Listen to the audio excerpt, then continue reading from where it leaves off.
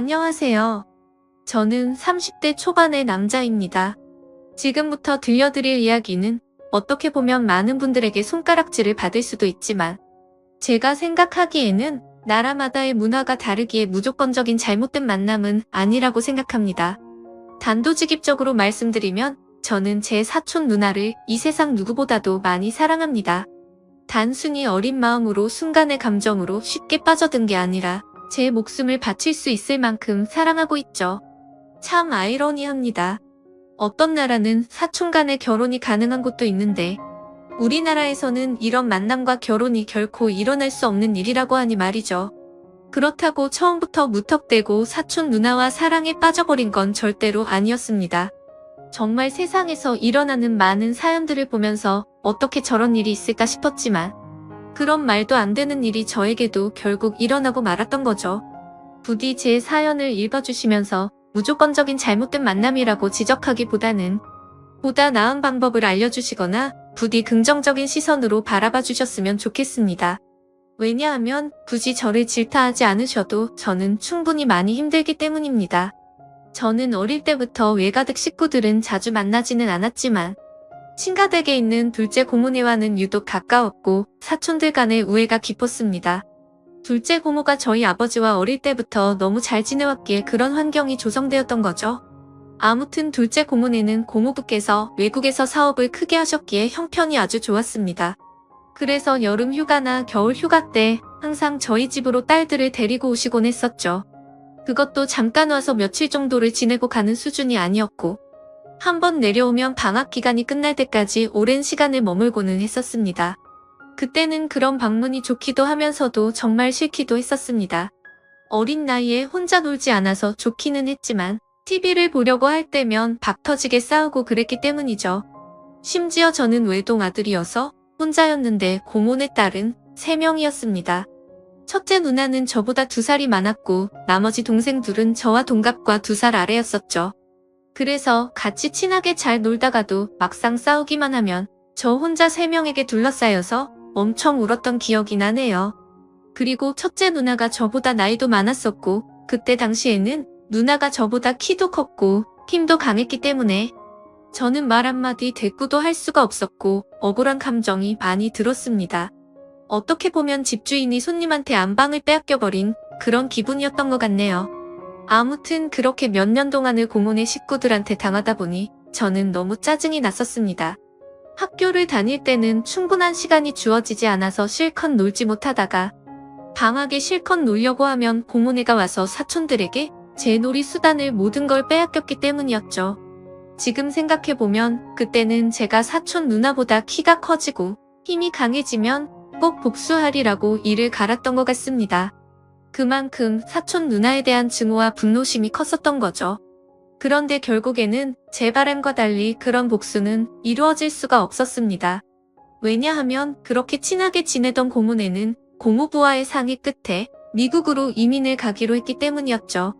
그렇게 저는 나름대로 평화를 쟁취하게 되었고 나이가 들어갈수록 그런 기억들은 희미해져 갔습니다. 물론 몇 년 동안 친남매들처럼 아주 가깝게 지냈었기 때문에 한 번씩은 연락을 주고받고는 했었죠. 하지만 고모네 첫째 딸인 사촌 누나와는 단 한 통의 연락도 주고받지 않았습니다. 왜냐하면 어릴 때 증오심이 쉽게 가시지 않아서 그랬던 건 아니었고 사촌 누나는 이민을 가서도 혼자서 어린 나이에 독립을 하게 되었고 자취를 했었다고 하더라고요. 그래서 굳이 따로 사촌 누나에게 연락하고 싶은 생각도 없었기에 자연스럽게 연락을 주고받지 않았던 거죠. 아무튼 그렇게 어릴 때 있었던 모든 기억들이 희미해질 만큼 시간이 흘렀고 저는 20살이 되었습니다. 남들과 다르지 않게 평범한 삶을 택하게 되었기에 그저 그런 평범한 4년제 대학교를 들어가게 되었죠. 삶이 미지근했던 저는 1년 동안은 대학 생활을 대충 어슬렁 다녔습니다. 그러고서 빠르지도 느리지도 않게 곧바로 군대를 다녀왔습니다. 군대에서 지내다 보니 제 인생에 대한 회의감이 절실하게 느껴졌고 저는 곧바로 편입을 위해 재수를 하게 되었죠. 다른 사람들은 전역 이후에 대부분 군대에서 보낸 시간을 보상받는다는 명목하에 사람들끼리 어울려서 술을 마시고 흥청흥청 놀 시간에 저는 그러지 않았습니다. 저는 정말 1년이란 시간 동안 정신이 나간 사람처럼 공부를 했습니다. 친구들이 제게 독하다고 욕을 하고 저주를 퍼부을 정도였습니다. 솔직히 그런 게 내 인생에 도움을 주는 건 전혀 없었기에 가볍게 무시했었죠. 그래서 엄마의 휴대폰을 잠시 사용해서 연락이 안 될 거라고 통보를 한 뒤에 제 휴대폰은 개통조차 하지를 않았습니다. 그때 당시에 제 하루 일과는 정말 처절했습니다. 잠을 자다가 일어나면 공부로 시작해서 밥 먹는 시간과 화장실을 가는 시간을 제외하고는 오로지 하루 종일 공부만을 하면서 시간을 보냈습니다. 그로 인해서 코피는 하루라도 안 흘리면 이상할 정도였었고, 여름에는 하루 종일 앉아있는 탓에 엉덩이에 땀띠가 너무 심각해져서 병원까지 다닐 정도였었죠. 그렇게 1년 동안 공부를 열심히 한 끝에 수능을 보게 됐습니다. 결과는 생각보다는 잘 나왔지만 결국 정말 아주 아쉽게 제가 바라던 대학교에는 떨어지고 말았습니다. 그래서 두 번째 지망하던 학교를 가느냐 아니면 1년을 더 준비를 하느냐의 기로에 서게 되었죠. 사실 말이 기로에 서게 된 거였지 제 뜻은 확고했었습니다. 공부를 시작할 때 목표는 오로지 한 곳이었기 때문이죠. 하지만 부모님의 눈에는 제 모습이 너무 처참했기에 제게 그 정도면 됐다며 두 번째로 지망한 학교로 가라고 하셨습니다. 저 또한 너무 힘든 1년을 지나왔기에 포기하고 싶은 마음도 굴뚝 같았죠. 하지만 결국 저는 고집을 부렸고 1년을 더 준비하기로 했습니다. 고통의 시간은 또다시 시작되었고 또다시 수능을 앞두고 어머니께서 오시더라고요. 어머니는 본인도 미신은 절대로 안 믿는데 지푸라기라도 잡는 심정으로 개명을 하는 게 어떻냐고 하시더군요. 저를 위해서 매일같이 기도를 드리러 다니시다가 만난 분에게 제 이야기를 했더니 이름이 뭔가 제 앞길을 자꾸만 가로막는다며 개명을 권하셨다고 하더라고요. 별로 고민할 것도 없었고 그러자고 했습니다. 제 이름에 큰 미련도 없었거니와 조금의 가능성이라도 더 생긴다면 뭐라도 하고 싶었으니깐요. 그리고 도저히 이 지옥 같은 시간을 더 이상은 할 자신이 없었거든요. 그렇게 개명을 하고 나서 저는 또다시 수능을 치르게 되었습니다. 결론을 말씀드리면 꿈은 이루어졌습니다. 제가 그토록 원하던 대학교에 합격을 하게 되었던 거죠. 그래서 제 인생은 군대를 가기 전과 후가 정말 완벽하게 달라지게 되었습니다. 그저 그런 평범한 대학생에서 우리나라에서 가장 좋은 대학교의 학생이 되었으니깐요. 그렇게 힘들게 얻은 자리였기에 저는 연애 한 번도 제대로 못한 채로 대학 생활만을 정말 열심히 했습니다. 시간은 금방 흘러갔고 어느덧 저는 졸업을 하고 다행히 대기업에 당당히 입사를 하게 되었죠. 처음 회사를 입사하고는 모든 게 낯설었고 힘든 시간의 나날들이 이어지더군요. 하지만 이곳 직장도 사람들이 사는 곳이라 그런지 점차 익숙해져갔고 사내 커플이 있었는데 그 커플을 보고 있으니 저도 모르게 외로운 마음도 들기 시작하더라고요. 제가 학창시절에 엄청나게 인기가 있는 스타일은 아니었지만 적어도 여자친구가 없는 기간이 1개월도 넘기지 않을 만큼 항상 여자친구가 있었거든요. 대부분은 오랜 시간 동안 만남을 가졌기에 많은 여자들을 만난 건 아니었죠. 아무튼 이제는 열심히 이루고자 하는 바도 일단은 어느 정도 이뤄낸 것 같은 마음이 들기 시작했고 다른 사람들처럼 친구들도 만나고 회식도 하고 평범한 나날을 보내고 있었습니다. 그리고 주말을 앞둔 금요일 저녁 제 인생을 송두리째 바꿔놓은 여자를 만나게 되었습니다. 그날은 모처럼 회사를 마치고 친구들과 강남에 있는 술집에서 자리를 가졌고 술에 취한 나머지 평소에 거들떠도 보지 않던 감성 주점의 술집으로 향했습니다. 그곳은 나름대로 헌팅을 하기에 자연스러운 분위기의 춤도 추고 술도 마시는 클럽 음악이 나오는 술집이었죠. 저는 시끄러운 곳은 그렇게 좋아하지 않는 성격이어서 별로 재미가 없었습니다. 그런데 참 눈이 즐겁긴 하더라고요. 어린 사람들이 신나게 꾸미고 와서 그런지 하나같이 잘생기고 예쁜 사람들 투성이었죠. 그렇게 한참을 놀다가 제 눈에 띄는 한 사람이 있었는데 그녀를 보자마자 첫눈에 사랑에 빠지는 기분이 들었습니다. 왜 그렇게 생각할 정도였냐면 저는 평생 여자에게 번호를 물어본 적이 없었는데 그 여자를 놓치고 싶지 않은 마음에 정신이 나갔던 건지 저도 모르게 그녀에게 다가가서 대뜸 번호를 물어봤던 거죠. 그녀는 시끄러운 소리에 네? 라고 되물었고 저는 다시 한번 번호 좀 알려주실 수 없냐고 물어봤습니다. 그러자 그녀는 죄송한데 남자친구가 있다며 정중하게 거절을 하더라고요. 그때 돌아섰으면 됐을까? 자존심 구겨지게 친구로라도 지내고 싶다며 재차 물어봤습니다. 그녀는 다시 한번 죄송하다고 하고는 그 자리를 떠나더군요. 생애 처음으로 번호를 따본 거였는데 거절을 당해서 너무 창피해 죽겠더라고요. 쥐구멍이라도 숨고 싶은 심정이 이런 건가 싶었습니다. 그런데 그런 창피한 감정보다도 그녀의 연락처를 받지 못한 게 더 상심이 컸습니다. 또다시 다가가서 말을 걸면 이상한 사람으로 볼까 봐서 차마 다가가진 못했죠. 그렇게 조용히 술을 마시면서 그날 그곳에서 오로지 그녀만 쳐다보다가 집으로 돌아갔습니다. 집에 와서도 용기를 다시 내볼 걸 그랬나 생각도 들었고 정말 아쉬운 마음에 밤새도록 잠을 설쳤었던 기억이 나네요. 사실 스쳐가는 인연이라고 생각하면 며칠 정도 지나면 금방 잊혀져야 정상인데 그로부터 3달 정도가 지났을 무렵에도 문득 그때 그날의 그녀가 생각나서 한장을 노르시더라고요. 해변가에서 모래벌판에서 바늘찾기라도 하는 심정으로 3달 사이에 10번도 넘게 그곳에 다시 가봤었습니다. 하지만 결코 다시 마주칠 수가 없어서 운명이 아닌가 보다 하고 포기하고 있었죠. 그렇게 아무 생각 없이 탕비실에서 커피를 타고 있다가 옆을 봤는데 드라마에서 보는 장면처럼 저는 너무나도 깜짝 놀라서 커피를 떨어뜨리고 말았습니다. 왜냐하면 그토록 찾아 헤매던 바로 그녀가 제 눈앞에 있었으니깐요. 그녀는 저를 보면서 이 사람이 왜 이러지 싶은 표정으로 저를 쳐다보고 있었고 저는 혹시라도 커피가 튀었을까봐 죄송하다고 고개를 숙여 사과를 했습니다.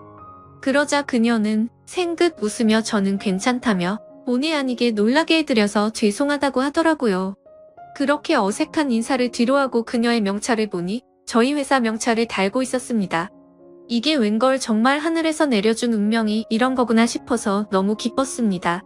기쁜 마음을 최대한 가라앉히며 조심스럽게 그녀에게 물어봤죠. 혹시 이번에 신입공채로 들어오신 거냐고 물어보자 그녀는 고개를 끄덕이면서 잘 부탁드린다고 대답을 하더군요. 다행스럽게도 몇 달 전 제가 번호를 물어본 사람인 건 전혀 모르는 눈치더라고요. 저는 그 순간 이 모든 상황이 너무 꿈만 같았고 제가 그녀로 인해 고민하는 걸 상담해주던 친구에게 곧바로 전화를 걸어서 자초지종을 설명해줬습니다. 친구의 반응도 어떻게 그런 일이 있을 수가 있냐며 말도 안 된다고 말하면서 놀라더라고요. 아무튼 그날 이후로는 회사에 출근하는 발걸음이 그렇게 행복할 수가 없었습니다. 그리고 그와 동시에 슬픈 마음도 쉽게 가시지가 않았죠. 왜냐하면 그녀의 손에는 커플링으로 보이는 반지가 끼어져 있었고 그동안 멍청하게 잊고 지냈던 생각이 들었습니다. 그녀는 제게 남자친구가 있었다고 한 사실이었죠. 사실 기억을 못하지는 않았지만 연락처를 달라고 하면 대충 거절하려고 남자친구가 있다고 거짓으로 대답하는 그런 거라고 믿고 싶었던 것 같습니다. 그렇게 또다시 저는 그때 감성주점에서 멀리서 쳐다만 보고 있던 제 자신을 또 보고 있는 기분이었죠. 그때 그런 생각이 들었습니다. 골키퍼가 있다고 골이 안 들어가나? 결혼을 한 것도 아니고 법적으로 문제가 되는 것도 아닌데 최선을 다해보자 싶더라고요. 저에게는 끈기와 노력이라는 제 자부심이 있었기에 그때부터 또다시 저는 불타올랐습니다. 하지만 도가 지나친 관심과 행동은 최대한 지양하였고 업무를 핑계 삼아서 가끔씩 찾아가서 업무에 대해 물어보면서 은근슬쩍 제 존재를 각인시켰습니다. 그렇게 시간은 천천히 흘러갔고 그러던 중 부서 간의 회식 자리가 잡혔습니다. 그토록 기다리던 시간이었는데 드디어 기회가 왔구나 싶어서 기분이 좋았죠. 며칠 뒤 회식이 있는 날 저는 정신을 바짝 차리고 술을 마셨고 그녀와의 사이를 더욱 가깝게 하기 위해서 최선을 다해 빈틈을 노리고 있었죠. 그러던 중 너무 긴장하면서 술을 마셔서 그런 건지 배가 아파서 화장실을 갔습니다. 볼일을 보고 있는데 바깥에서 남자 소리가 들리더군요. 너 옆 테이블에 있던 신입사원 얼굴 봤냐고 묻더니 우리 회사에 저런 미녀가 언제 들어왔냐면서 내가 고백해볼까? 이런 식으로 웃으면서 그녀에 대한 이야기를 하고 있더라고요. 그 말을 듣는 순간 기분이 너무 불쾌했지만 뭐라고 말할 수는 없었습니다. 제가 남자친구도 아닐 뿐더러 사실 제가 첫눈에 반할 정도였으니 다른 남자들이 볼 때도 당연히 호감이 갈 수밖에 없겠구나라는 생각이 번쩍 들었던 거죠. 그래서 저는 이러다가는 별의 별 사람들이 다 고백하겠다고 생각하고 조금 더 적극적으로 그녀에게 다가가야겠다라고 생각을 고쳐먹었습니다. 결국 사람들이 너무 많이 모여있던 회식 자리에서는 도저히 가까워지기가 어려워서 목적 달성에 실패했고, 그날 이후로는 조금 더 적극적으로 그녀에게 다가가려고 마음을 먹고 출근을 했죠. 멀리서 그녀가 혼자서 탕비실에 들어가는 모습을 보게 되었고, 저는 심호흡을 하고는 그녀를 따라서 탕비실로 들어갔습니다. 그런데 마침 탕비실에서 나오던 그녀의 커피가 제 와이셔츠에 쏙 껴버리고 말았던 거죠. 순간적으로 깜짝 놀라긴 했지만 이게 무슨 횡재냐 싶었습니다. 그녀는 너무 깜짝 놀라면서 죄송하다면서 어떡하냐고 발을 동동 돌리는데 그 모습조차 너무 귀엽더라고요. 당황해 하던 그녀는 제 옷을 빨아서 드라이클리닝까지 해서 가져다 드릴 테니 자신에게 달라고 하더군요. 그래서 저는 탈의실에 있던 와이셔츠로 갈아입고서 점심시간에 맞춰서 그녀에게 제 셔츠를 전해줬습니다. 그녀는 금방 새우처럼 세탁해온다고 말하길래 그러지 말고 점심시간인데 같이 나가서 식사하고 맡기자고 했고, 그녀와 저는 처음으로 둘이서 밥을 먹으러 나갔습니다. 밥을 먹으러 나란히 앉아있는데 기분이 너무 좋았습니다. 마치 연인이 데이트하러 나와서 밥을 먹는 기분이 들었기 때문이었죠. 그녀는 또다시 자신의 잘못을 사과하면서 어쩔 줄 몰라 하길래 저는 그렇게 죄송하면 부탁 하나만 들어달라고 말을 했습니다. 무슨 부탁이냐고 물어보는 그녀에게 오늘 술 한잔 마시고 싶은데 친구들이 전부 약속이 있다고 해서 시간 괜찮으면 회사 마치고 술이나 한잔 사주면 안 되겠냐고 물어봤죠. 그녀는 잠깐 망설이더니 제 생각을 아는지 모르는지 알겠다면서 그러겠다고 대답을 하더라고요. 대답을 듣자마자 기분이 너무 좋았습니다. 생각하지도 못한 사고로 인해서 둘이서 밥도 먹고 술도 마실 수 있었으니 말이죠. 그렇게 그녀와의 단 둘이서 먹는 첫 식사를 끝마치고 같이 세탁소에 들려서 옷을 맡기고는 퇴근 후 다시 그녀와 단둘이서 만났습니다. 그녀에게 배고프지 않냐며 뭘 좋아하냐고 물어보자 제가 먹고 싶은 곳으로 가자고 대답을 하더군요. 그래서 어디로 갈지 고민하는 척을 했지만 사실 이미 그녀와 갈 곳은 정해져 있었습니다. 회사 근처에 자리하고 있는 고급스럽고 조용한 술집인데 분위기가 너무 좋아서 주말에는 예약도 안 되고 줄을 서야지 겨우 자리를 잡을 수 있을 정도로 인기가 많은 곳이었죠. 그날은 평일이었기에 저는 둘이서 조용히 있기 위해 조용한 창가 쪽으로 미리 예약을 해두었지만 괜히 그녀에게 제 속이 보일까 봐서 종업원에게 자리가 없는 척 그곳으로 안내해달라고 미리 부탁을 해두었습니다. 그녀와 저는 술집으로 들어갔고 카운터에 있던 종업원은 제가 말했던 색상의 넥타이를 보고는 저와 서로 눈빛으로 신호를 주고받았고 미리 약속해두었던 창가 쪽에 제일 조용한 곳으로 자리를 안내해주더군요.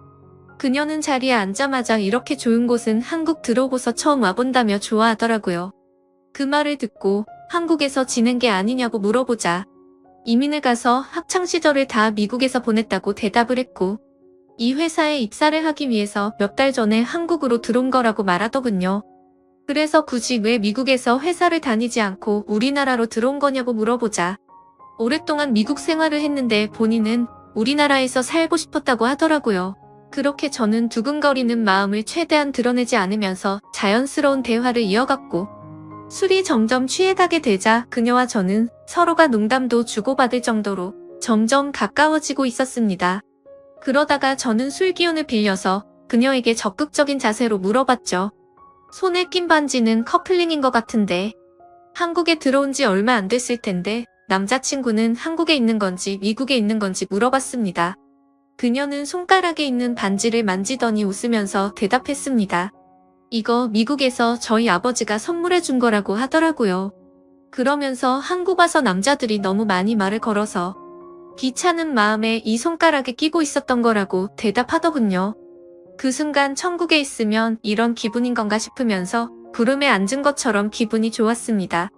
그동안 가장 마음에 걸렸던 게 그녀의 남자친구였는데 사실은 남자친구가 없다라고 하는 순간 모든 걱정이 눈 녹듯이 사라지게 된 거죠. 저는 그녀에게 조금 더 다가가고 싶은 마음은 굴뚝 같았지만 아무래도 수많은 남자들이 이런 모습을 보였을 테니 저는 그러지 않으려고 조심했습니다. 그런 모습이 그녀의 호기심을 자극시켰던 건지 약간은 무뚝뚝하게 행동하는 저에게 그녀는 관심을 갖기 시작했는지 제게도 질문을 하더라고요. 선배님은 여자친구 혹시 있으세요? 라고 물어봐서 저는 없다고 대답을 했죠. 그러자 그녀는 그러시구나 대답을 하는데 약간은 입꼬리가 올라가는 모습을 보았습니다. 뭔가 순간적으로 그녀도 내게 관심이 있을 수도 있겠구나 싶더라고요. 그때부터 들뜬 기분으로 소주 대신 위스키도 괜찮냐고 그녀에게 물어봤고 곧바로 위스키를 마시기 시작했습니다. 제 인생에서 제 돈 주고 마시는 가장 비싼 위스키여서 그런지 술이 정말 술술 넘어오는데 취기도 엄청 빨리 올라오더라고요. 그래서 저도 모르게 그동안 있었던 모든 일들에 대해서 그녀에게 모두 밝히고 말았습니다. 몇 달 전 우연히 만나서 첫눈에 반하게 되었다는 사실부터 시작해서 너무 성급하게 말을 걸었던 게 후회돼서 몇 달 동안 그곳에 찾아간 것도 이야기했고 회사에서 처음 만난 순간부터 너무 꿈만 같아서 오늘 이렇게 술을 마시러 오는 순간까지 이 모든 것들이 기적인 것만 같고 행복하다고 제 진심을 담아서 고백했습니다. 혹시라도 무슨 스토커처럼 생각하지는 않을까 걱정을 하고 있었는데 그녀는 제 진심을 알아준 건지 조용히 제 눈을 바라보면서 손을 꼭 잡아주더라고요. 그렇게 그녀와 저는 서로의 마음을 확인한 뒤로 연애를 시작하게 되었습니다.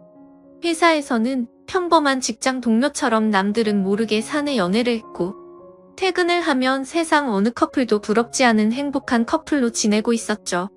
그녀와 저는 만남을 이어간 지 6개월이라는 시간이 눈 깜짝할 사이에 훌쩍 지나가 버렸는데 날이 갈수록 저희 둘의 사랑은 점점 커져갔고 더 늦기 전에 가정을 이루자고 이야기가 오고 가고 있었을 때였습니다. 행복한 순간이 한순간 불행한 순간으로 탈바꿈 되는 사건이 일어나게 되었죠. 어느 날 주말 아침 일찍부터 부모님께서 분주하시더니 제게 장을 보러 가자고 하더라고요. 저는 별다른 생각 없이 부모님을 모시고 장을 보았고 오늘 무슨 일 있냐며 도대체 왜 이렇게 음식을 많이 하냐고 여쭤보았죠. 아버지는 미국에 갔던 고모네 식구들이 다 같이 한국에 들어와서 오늘 저녁에 집으로 온다고 말하셨죠. 저는 순간 어릴 때 기억이 스치듯 생각이 났고 갑자기 다들 어떻게 지내는지 궁금하더라고요. 다들 잘 지내고 있냐고 여쭤봤더니 고모부 사업이 힘들어지셔서 그렇게 잘 지내진 못한 것 같다고 하시더군요. 그래서 몇 년 동안 서로 연락도 주고받지 않다가 며칠 전에 한국에 들어온다고 고모가 연락이 온 거라고 하셨죠.